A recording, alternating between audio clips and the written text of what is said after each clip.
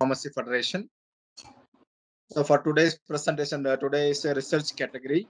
So for today's presentation, I'm happy to introduce Dr. Tahur Gurjit Singh, Associate Dean from Chitakara University, Punjab. Ms. Rituraj Gaur, Principal, Aishwarya College of Pharmacy, Rajasthan. And Dr. B. Wilson, Dayananda Sagar University, Bangalore. So we'll welcome you all. So over to Chavi to continue.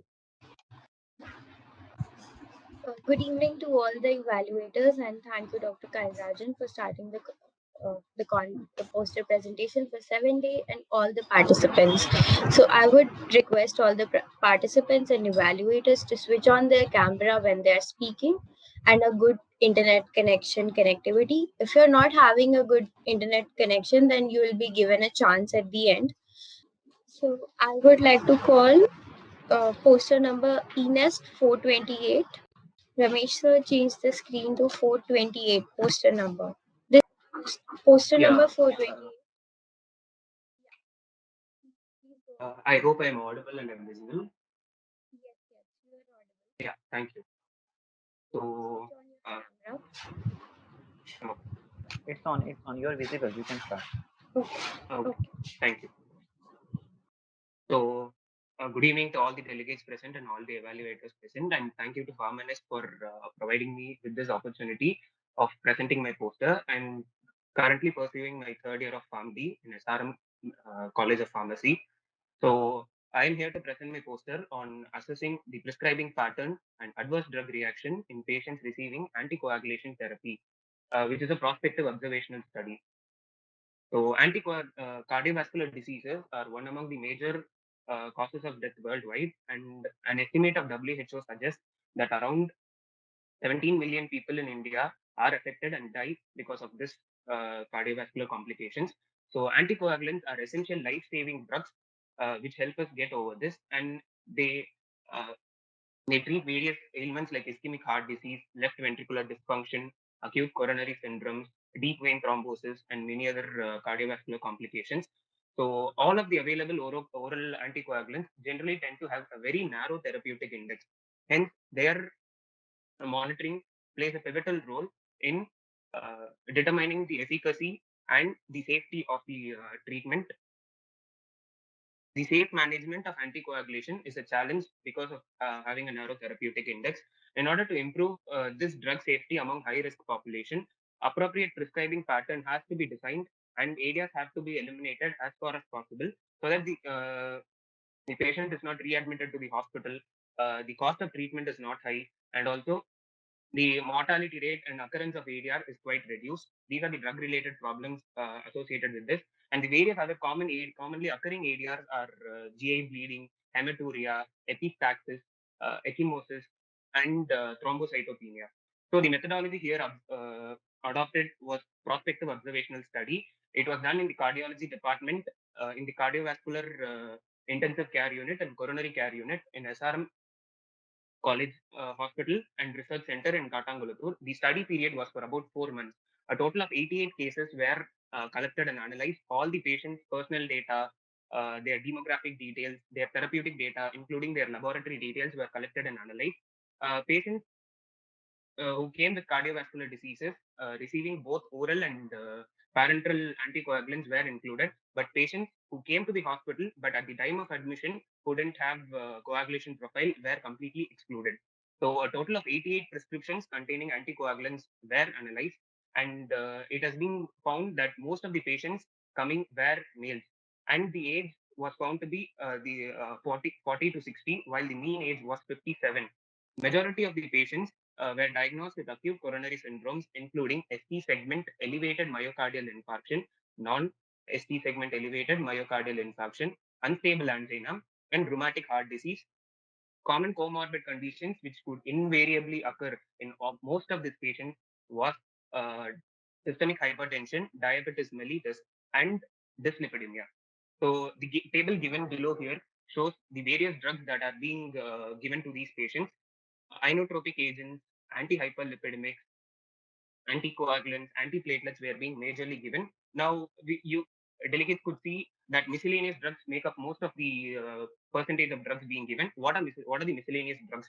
The various cytoprotectants given, the various other things given like proton pump inhibitors, uh, and the drugs given in order to counteract various other minor side effects that could occur were being counteracted using these miscellaneous drugs. The graph below shows the anticoagulants that are being prescribed. Heparin being the most common one, followed by rivaroxaban and warfarin. Heparin's general dose was 2,500 to 5,000 international units. Rivaroxaban was given for 10 mg, warfarin 2 mg. So now we move to ADR and drug-drug interactions.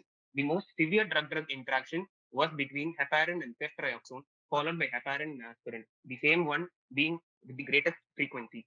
A total of 88 prescriptions were analyzed for drug-drug interactions, and a total of 127 drug interactions were found out. Around 75 prescriptions were found to have minimum of single drug-drug interactions. Among the 88 prescriptions, 2 patients are found with ADR associated mainly with heparin, which mainly has an ADR of bleeding. And it has been assessed using Naranjo's ADR probability scale. Now, what is Naranjo's ADR scale? It is also known as Naranjo's nomogram or Naranjo's questionnaire, where a series of questions are there. And depending on the answers given by the patient, scores are given. And depending on the scores, the probability of the ADR to have incurred due to the administration of that particular drug is being concluded. So a score of 0 is no chance of the ADR. A score of 1 to 4 is possible, that indicates a possibility for the ADR. 4 to 8 indicates that that drug might probably be the reason. A score of more than 9, completely we can confirm that the drug was the reason for the ADR to occur.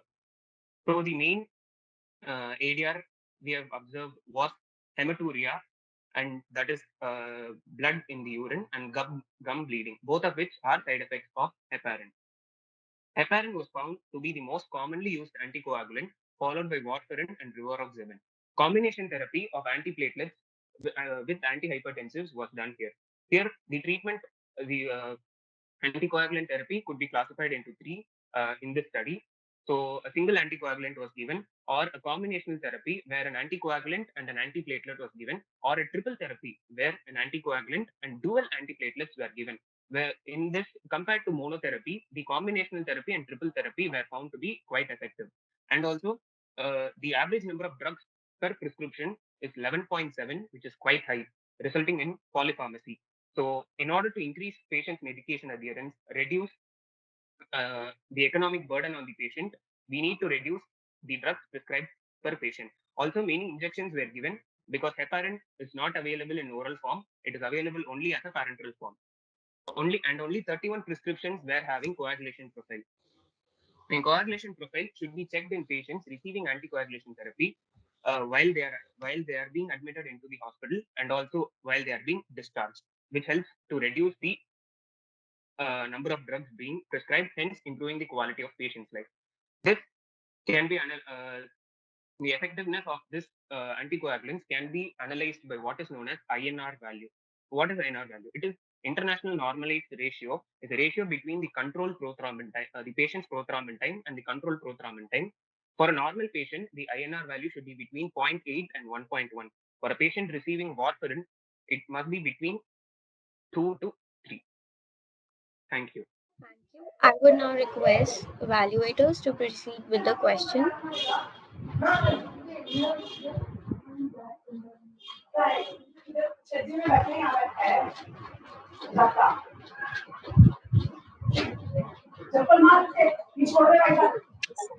Like COVID, now doctor in this time are prescribing anticoagulants, whatsoever the patient are suffering from COVID.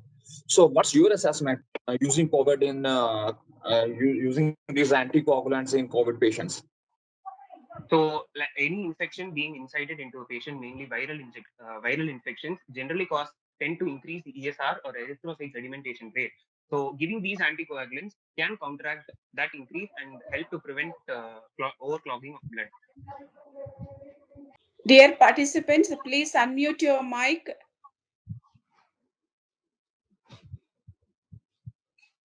Can you hear me? So you Yes, sir. currently Yes, sir. Did you interact with the patients or only you just like prescription? So actually, my staff, my doctor, like that is my staff, Dr. AP Darshini, she actually interacted with the patient, and I took the responsibility of making this poster, sir. So the most prescribed drug was Starin. So what could be the reason?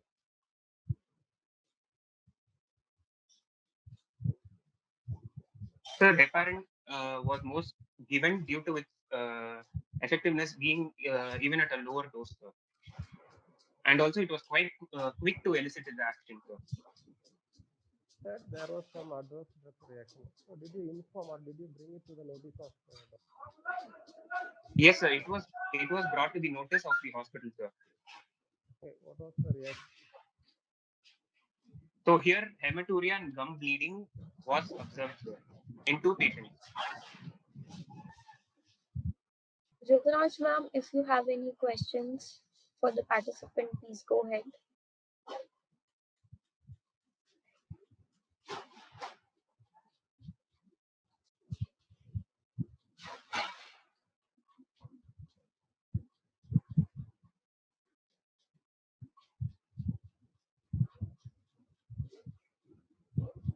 Okay.